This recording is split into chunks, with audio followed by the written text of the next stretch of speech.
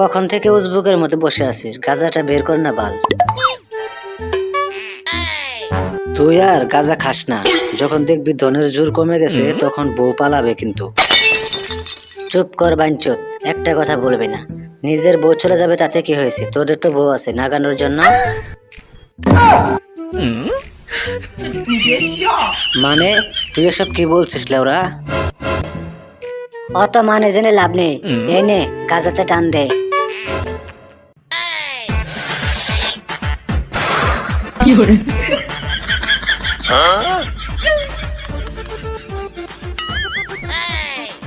ওম শান্তি। এই নে দে দে, তাড়াতাড়ি দে। আহা, কতদিন হয়ে গেল বাবা টেনে স্বর্গে যাওয়া হয়নি।